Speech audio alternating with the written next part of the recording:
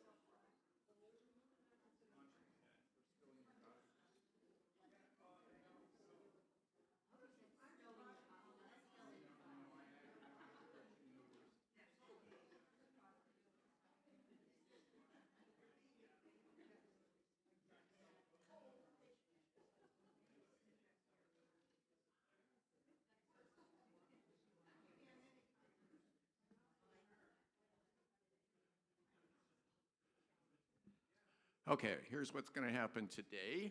I'm going to say just a couple words of introducing the book, and after that, I'm not going to talk very much. You all are going to do the talking. Kathy's queued up a clip of Desmond Tutu that's just a few minutes long that we will watch after I do my introduction, and then the rest is up to you. And This particular book, like many that we've unlike some that we read, let me start that over. Like many that we read it in our monthly book group, and everybody in the book group decided this would be a good one for a full church read. Unlike a lot of books, it's one that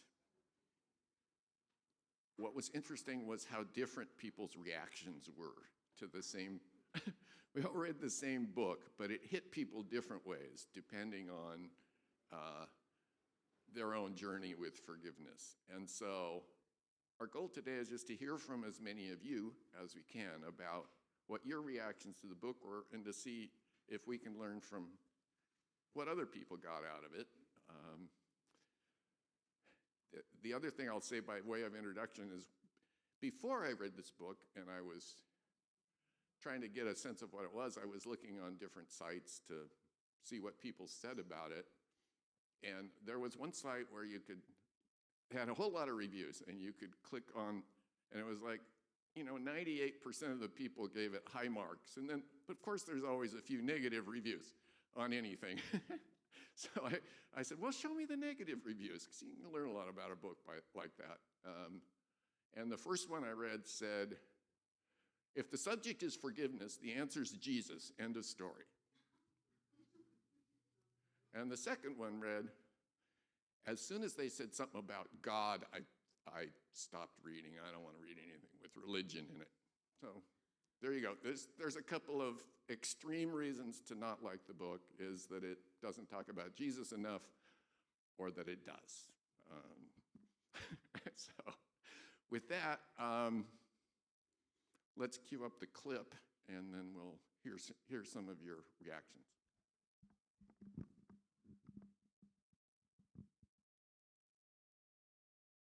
Even in the worst of situations, some people are able to find it in their hearts to forgive, while others can't understand how or why.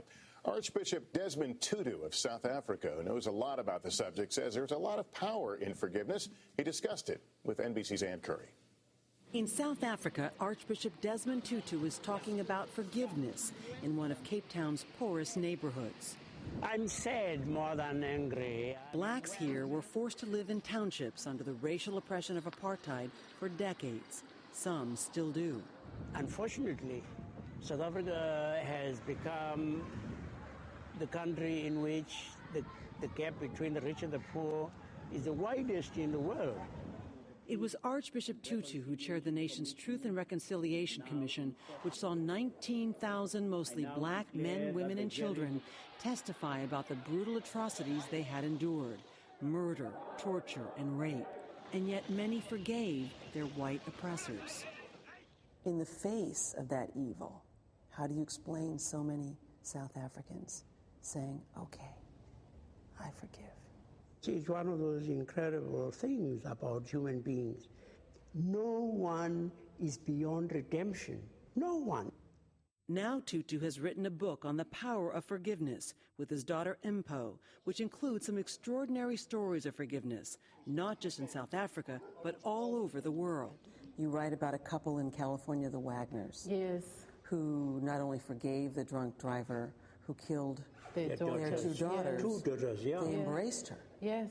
Does yes. it take an extraordinary person, though, to do something like that? You know, yes, it takes an extraordinary person to do something like that, and yet we all have the capacity to be extraordinary. Almost all of us will say, I wouldn't be able to do that when we hear of the circumstances. But you don't know. You know, you don't know how you really would react. In fact, they say the capacity to forgive is in each one of us, and it is something you actually do for yourself. It's your peace of mind, your peace of spirit that you serve by forgiving. The person who has done the evil deed will have consequences. But until you are able to forgive them, you're still tied to them. You continue to be punished by what they have done. So forgiving someone does not mean absolving them from justice. No. Forgiving does not mean forgetting. No. The Archbishop says forgiveness has given his nation, and so its future, new freedom to hope. We all get to the point where we realize human life would be totally impossible. Yes, without that forgiveness. You want to be a pilot? That's wonderful. That's really aiming high. A gift he helped give South Africa, he's now offering to the world. Ann Curry, NBC News, Cape Town.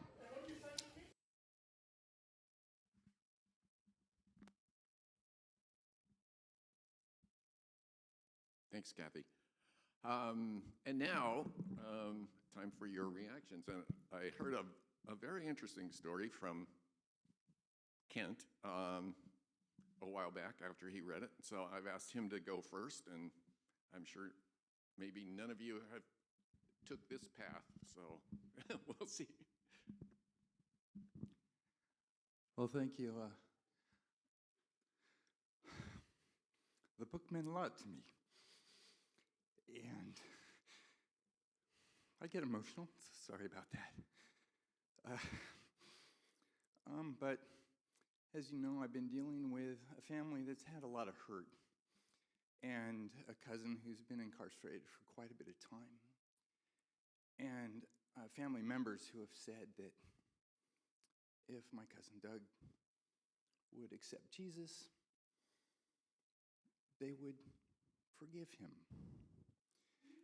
Oh, if he would accept Jesus, he would forgive. They would forgive him, or at least they would enter into a relationship.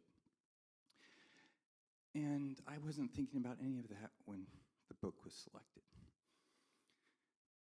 But I read the book and I thought,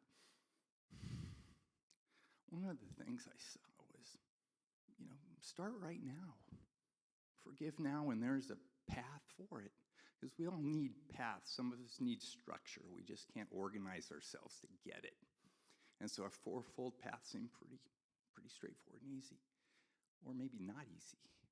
But as I was reading it, I saw the parts of it that said, talk to people who weren't ready to forgive or had rules on how forgiveness should be or how forgiveness shouldn't be provided. And so I went to my aunt and I got her a book, and I said to my aunt, your sons, I think, would really benefit from reading this, and reading it not in the context to each other, but just to read it and take from it how they might make the next steps. So it's not over, but it's a start. And so it was wonderful to have the book, and I've suggested it to many other people. And I think that many are finding that they're getting something out of it. So thanks. Thank you. Who else had a reaction to the book? After reading the book, what happened to me seems kind of trite, but it hit me deeply. I was living in Mexico. I had a neighbor who was from the U.S. who moved in with his family. This neighbor claimed to be a Christian. He started to stalk me after my husband died, told me that it was no wonder he died because I was no good.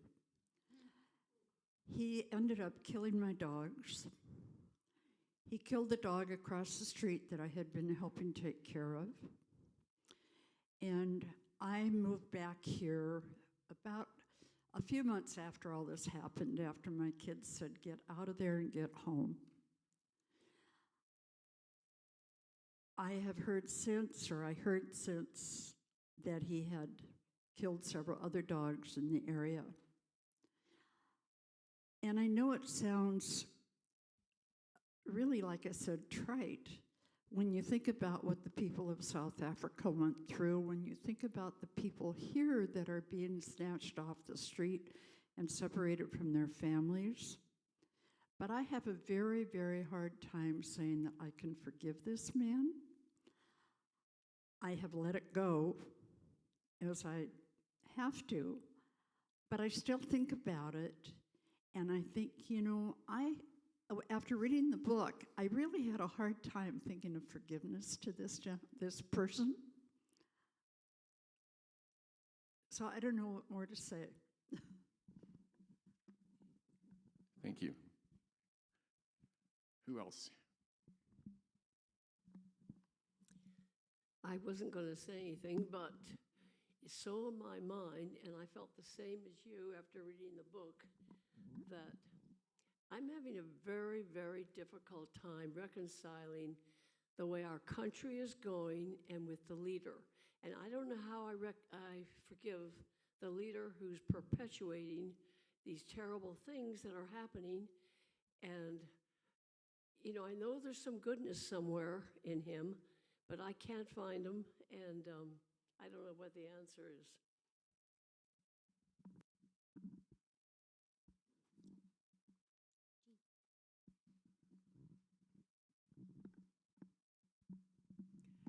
I haven't read the book, but I have been angry, and you just mentioned what has been bothering me, to put it mildly, for at least a year or longer. And I'm the one that gets text messages every day, though, about people who are bringing up laws that can take care of some of the things that this president has done. But what I've started to do, and I'm not sure what caused me to do it, is I've started to pray for him. And praying that somehow, I don't have no idea how to express it, but somehow that he is healed, or he can be saved from himself. I don't know the right words. I've just had the thoughts.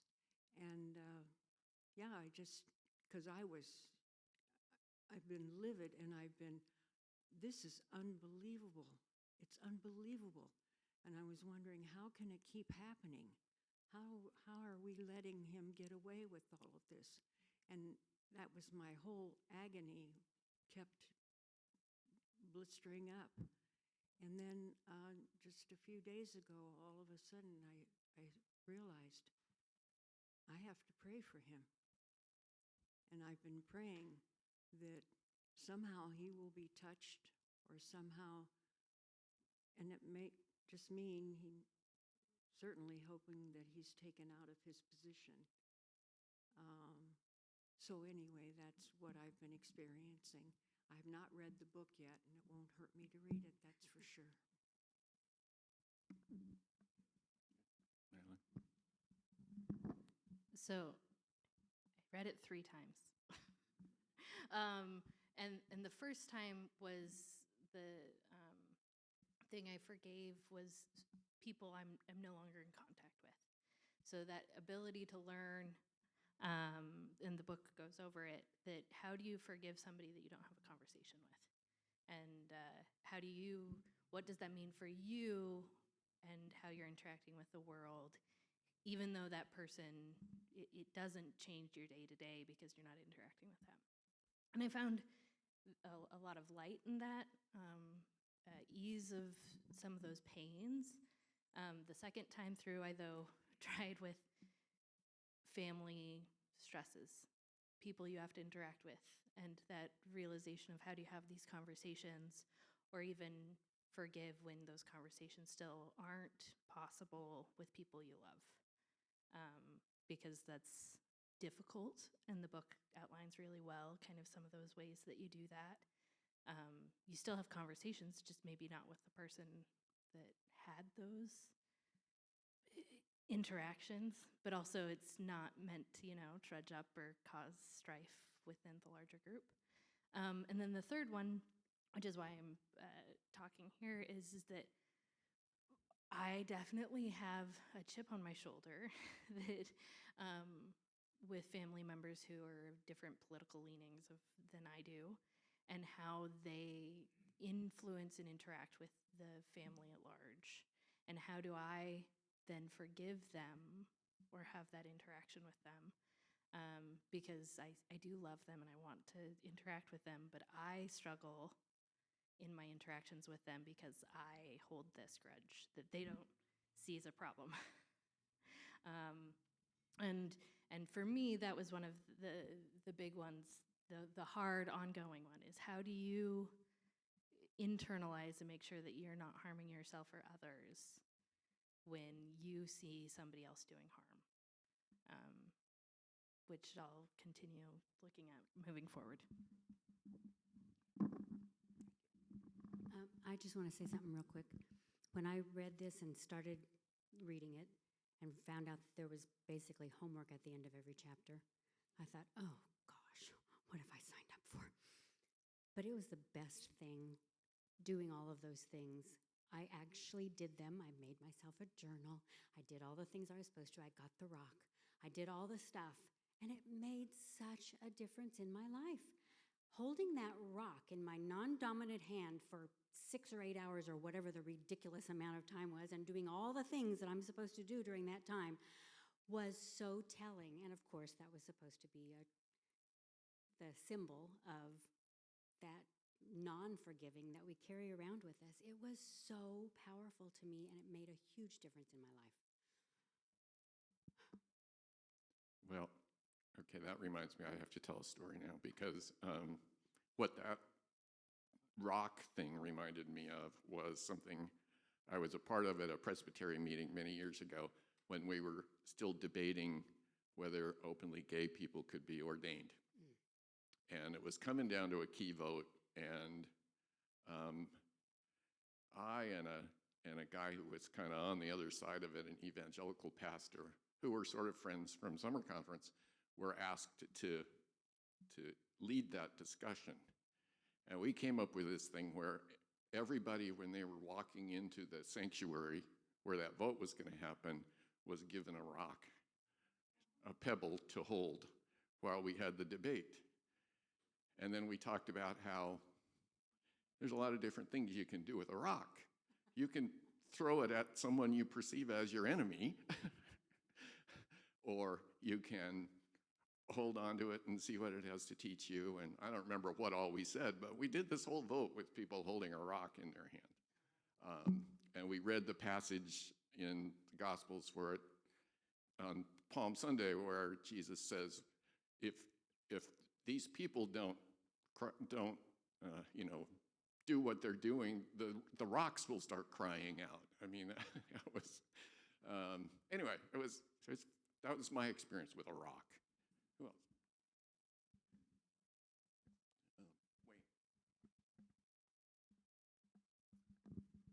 I just wanted to talk about an example that I have.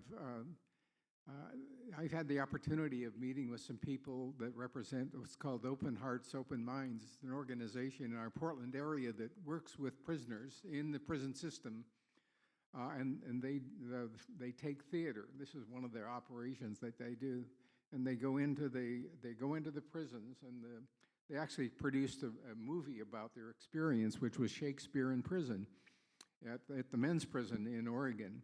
And they showed how individuals that had skills in this world of theater entered in agreements with gentlemen who had been criminals, and I don't know what crimes they had done, but they were very effective in trying to have people speak about their experiences and how they began, in some ways, to become more whole.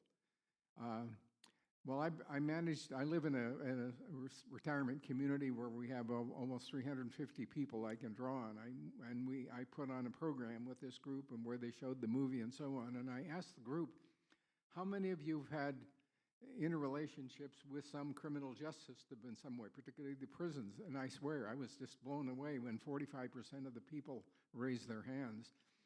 And I'm not sure, if I asked that same question today, whether or not you would share, but I thought this was a perfect example of people actively working together on the whole thought, not of forgiveness per se, but in sort of making life whole again for people. And it takes forgiveness to realize how that can happen. And we began to realize how wonderful these prisoners were. They were real people that had real interests, and they had concerns, and they shared all of their shortcomings and problems. They never tried to say, well, I didn't do it, which we hear on television. And so when I read the book, Tutu, I began to realize it's a process. It's really a process, and Open Minds, Open Hearts is really a big process of trying to bring people together to have a real sense of their human kindness and their place in society. And there is great healing in that process. So I was real happy that that's okay. I would certainly urge that you bring them here. They're great people.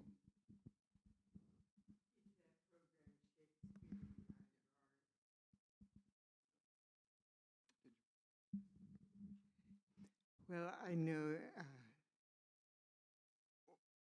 a man who founded that program. It may be this is a parallel one because it's been very effective. And I think one of the chief things is to see those men as individuals, and they held them to the same commitments as ordinary theater people putting on plays. You learn to trust your partner, your scene partner, and they discover the wonder of Shakespeare, whose knowledge of the human soul is very deep and wide. And it's very inspiring. I think it'd be a wonderful program for us to have.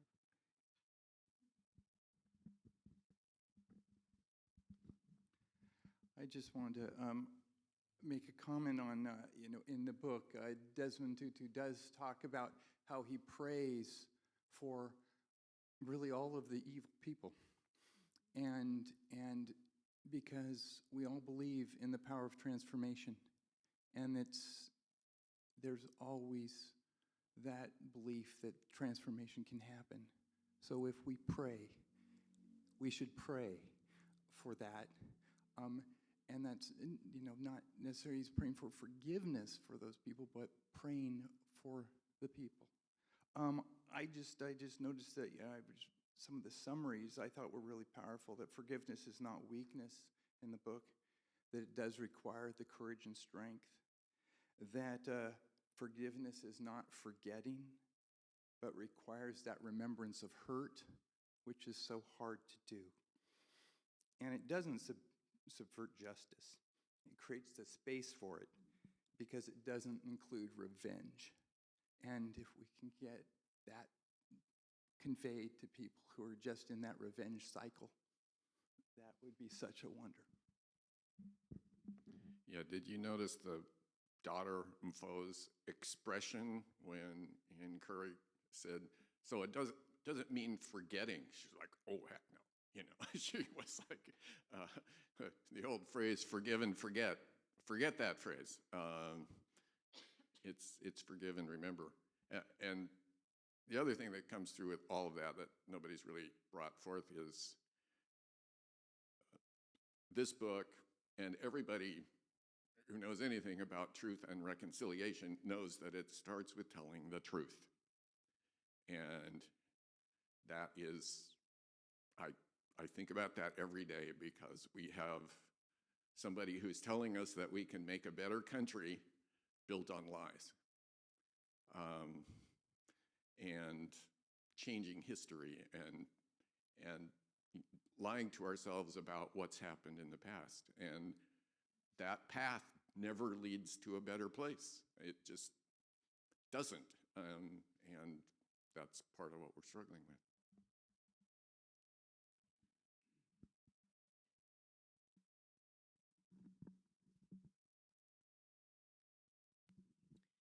People have touched on this a little bit, but what struck me first was how much it affects you. Both the not being able to forgive and being able to forgive, and maybe even get a relationship going, but just how much you don't realize that it affects you and how you're tied to that person.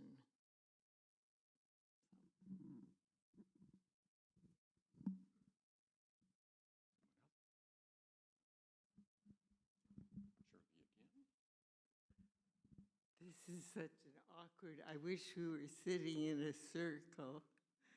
It would make, I think, our sharing easier.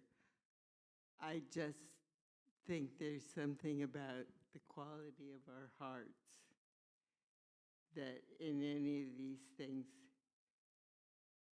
I long to be wholehearted, not be holding something in reserve. But as far as forgiveness goes, if I can get my judgmental self, because I have things to confess as well. It's not, nobody's perfect.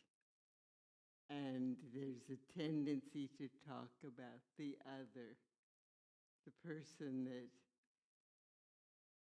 that made the mistake, that did the evil thing, and say, well, that's not me. Well, part of it is me. It's a shared humanity. And if we're going to do for our neighbor as we would like to be done to, let that doing be wholehearted and not for reasons that are self-serving.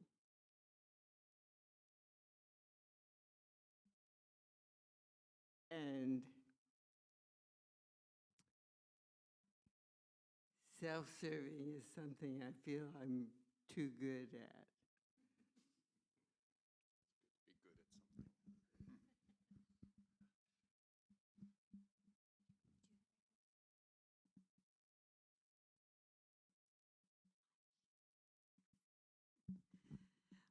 I was just thinking, as Jean was mentioning, we were all mentioning the difficulty of living in a Trump world, and Marie's difficulty forgiving the person who just did wrong by killing defenseless animals. That the story of Trump is that this is an unloved child grown up. I've read so many stories about him, and that he has come to this earth as a disruptor so that Americans can see what could be taken away if we weren't careful, and that what is happening is people are beginning to rise up more and more things are happening, and I expect more things will be happening. But he, as an unloved child, that guy, Marie, was probably an unloved child who grew up and doesn't have any regret for anything they do because they can't go inside and say that's wrong, which is to be pitied. Imagine if you were Trump. It must be hell to be him because he doesn't even know. He's just, and he probably doesn't feel it at all. But when he gets to the other side, he's going to feel it big. His life review's going to suck. But anyway, I think it's just difficult to watch somebody do something to take away the rights of dogs to walk in Mexico or people everywhere that we're looking. And if we can't fix it, we're so helpless. And it's, what I've been hearing is just hold tight. Things are happening. Things will be happening. Keep doing good. And with me, I've realized you cannot get into political discussions with people. It's just not. It's not a positive thing to do. But what you can do is to be as kind as possible to everyone you meet, because you don't know their story. And some of them are hurting so badly, which is probably why some people do awful things, because they can't feel that it's awful. So anyway, too many words, but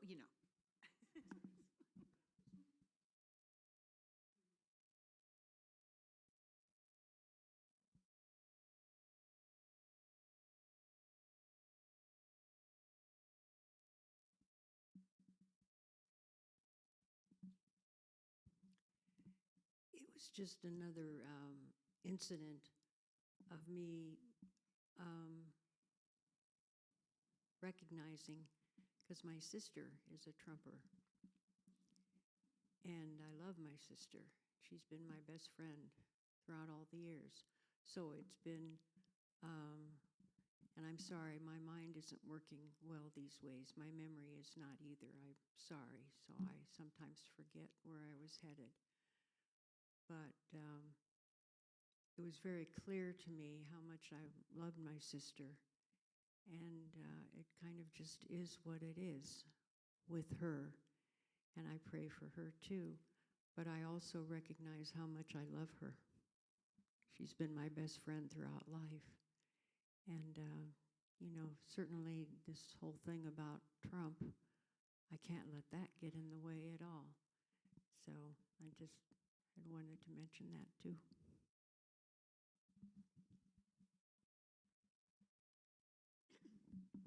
Well, I don't have any dramatic stories, but one of the things I found in the book that was perhaps more of a challenge than forgiving others was learning how to forgive myself and how important that is. And so I found that interesting. Don't know if anybody else that resonated, but I found it easier to let go of anger or hurt feelings than it was to forgive myself.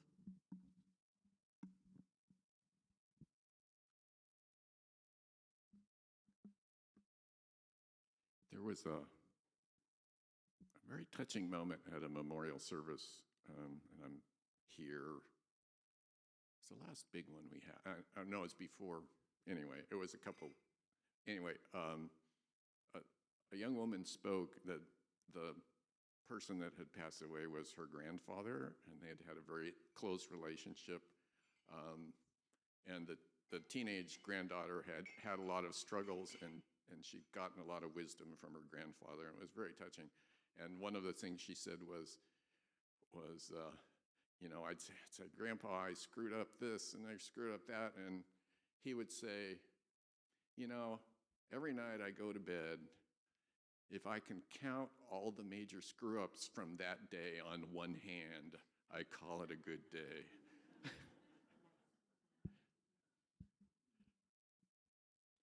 I'm going to stop here and put in a plug because I've found with these events that people kind of trickle in and then they start to trickle out.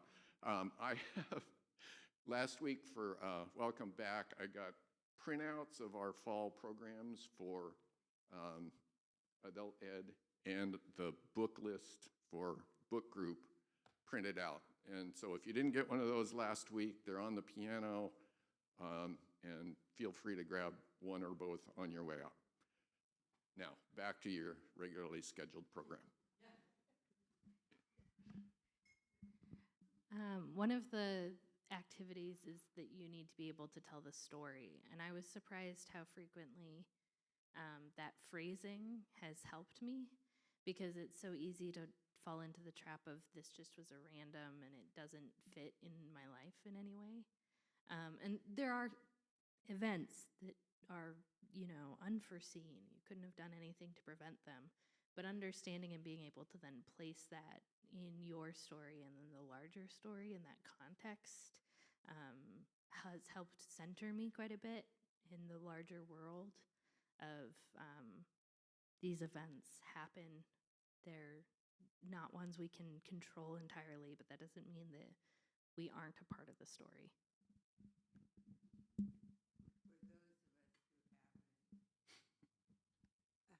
This is just a plea.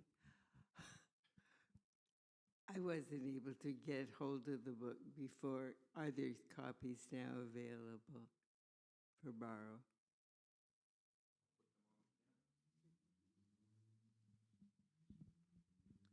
How's that for self-serving?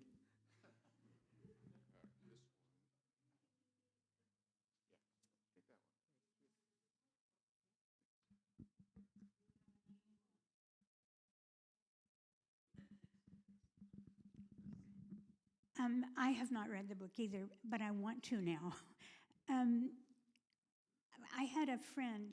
We were so close. We were closer than sisters. We clicked, and her husband died. And she formed an attachment to my partner, Art. And that led to a pretty nasty disagreement. But I understood where she was coming from and completely forgave her. And we started getting together for lunch and doing crafts and things together. And it came up again. And she told me she'd gotten rid of everything that reminded her of me and everything that reminded her of Art. And she never wanted to see me again. And I still forgive her. But I'm not willing to try and rekindle that relationship because I don't think, and I don't know if that's right. I don't know if that's what Jesus would do. That's not 70 times 7, that's for sure. But I don't want to leave myself open to that again. This is addressed in the book. Is that 70 times 7? It's addressed in the book that there are different ways of handling disagreements and forgiveness and all of the things that sometimes repairing a relationship is the right thing, and sometimes that's not the right next step. So read the book.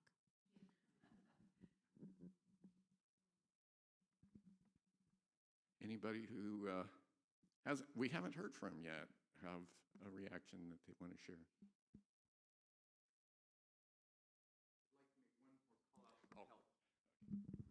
Since many of you read the book, I would be really interested if anyone has practice in how to get someone out of the cycle of just repeating the hurt. In the book, it talks about people that we see that are just talking to themselves or talking to others about the pain that they're in, but haven't advanced to another stage. And so if those who are more familiar with the book or have that I could use some feedback, not today necessarily, but at some point, just, other books you've read.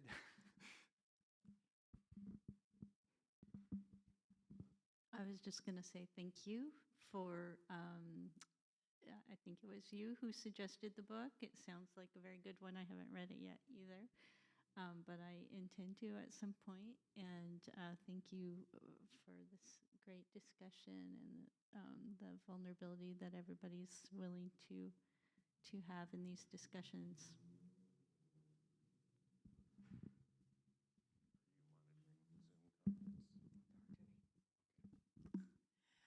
This is not exactly common. I thought this was a really wonderful book. I was really happy that we're reading it, and I think it's really helpful. I wanted to mention that next week after church, we're going to have another discussion similar to this one, and it is about anti-racism. And the church, actually the Presbyterian Church USA is asking all Presbyterian churches to develop an anti-racism policy for their church. And we're in the process of doing that. And so we're going to have I think it'll be a real interesting discussion, but when I think of anti-racism, there's a lot of issues around forgiveness that have to do with that and us white people are generally not the ones who have to forgive, although sometimes we have to forgive ourselves for the guilt that we feel in order to move on and have productive relationships. But I would say that the theme of this anti-racism policy is how we can be a really welcoming church and really honestly welcome diversity.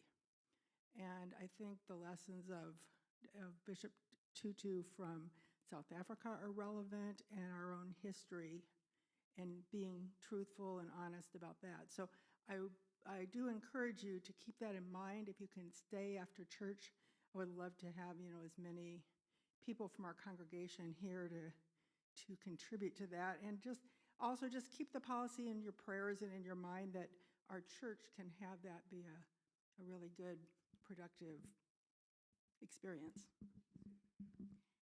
Thank you. I had many thoughts. I had trouble with the book. I kept reading it, and I did the little design things, and I have them in a journal, which I couldn't find today or yesterday or the day before because I'm disorganized. I saw Desmond Tutu at Child Center about 20 years ago. He came to speak to something that was going on in international, and he had his little pink beanie on, and he was sitting down there, let's say as far away as the first walnut tree out here. And he spoke, and he was very enriching, and he had that beautiful smile.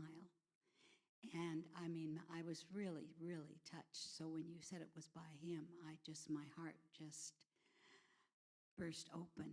And I've read quite a bit about him. And we had a connection here at our church, which some of you guys don't remember. But there was a minister, can you guys remember, stayed with Georgia Walp.